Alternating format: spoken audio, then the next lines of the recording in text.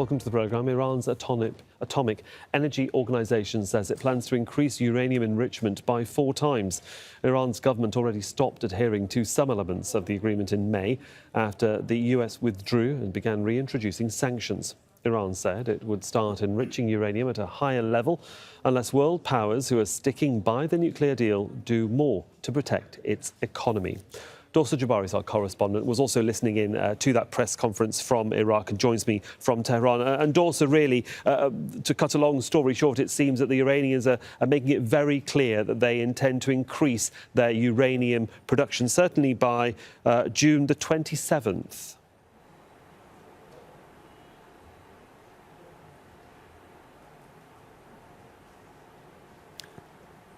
Don't think Dorsa can hear me. Let's join our guest here as well in the studio. Ali Fathollah-Nejad is a visiting fellow at Brookings Doha Center. Joins me here on set. Good to have you with us on the programme. Of course, there can be always a little bit lost in translation in what we just heard from Iraq there. But the ballpark conversation from Iran is that we are going to increase our production, and that is going to alarm not only Washington, D.C., but also European powers.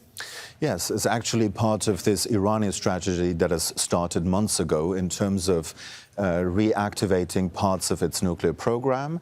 And the aim is to increase the bargaining leverage that Iran has. And on the other side, the aim is also to put increasing pressure on Europe, because the 60-day ultimatum by Tehran to Europe is going to, stop and going to kick in a few weeks.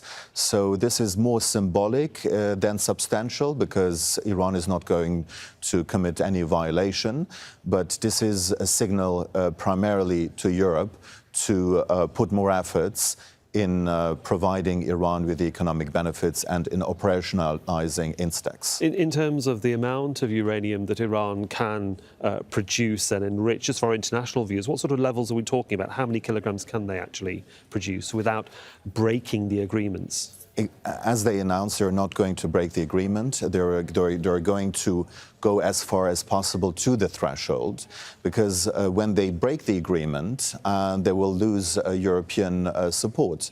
And for now, this is not the Iranian strategy to completely, go for a clear violation and break of the agreement. How much pressure does this really put on the Europeans? Because on one level, we've had, for example, the German foreign minister in Iran last week. We had the Japanese prime minister there trying to find a way forward in terms of the negotiations between Tehran and Washington, D.C. Iran is pushing and pushing to get the Europeans to move, to find a way of helping them, protecting them. Do you see any movement in that? Do you see anything positive happening? Well, it still is very difficult, because what is lacking is obviously European political will to stand up to the entire design of sanctions by the United States. And the compliance regime this time around with the US sanctions on Iran is quite heavier than it used to be the case. So it's very difficult for the Europeans to deliver what the Iranians want. On the other hand, we had the Prime Minister of Japan's visit to Tehran, as you mentioned, and the Iranian Supreme Leader actually rejected this kind of mediation offer. So, the situation remains quite tense. And what we would hope for is that those kind of actions will signal to a lot of international players that diplomacy should be the way forward. But for now, unfortunately, we don't see much hopeful signs. Indeed, in terms of that diplomacy, to a certain extent, we've seen a US military build-up, and then also the US president saying he's willing to talk. The Iranians saying we won't talk if we're going to be pressured and threatened in a militaristic fashion. Yet there are avenues to talk, but they're only willing to talk to the Europeans. It is a very complicated jigsaw puzzle of trying to get people to talk to each other. How much of it is public and how much of it is behind closed doors? That's a very good question, because, as I said earlier, the Iranian Supreme Leader publicly rejected the mediation effort by Shinzo Abe, the Prime Minister of Japan. But I think the Iranians have nevertheless received the message from Trump. And maybe in a secret fashion, there was some kind of response. We do not know.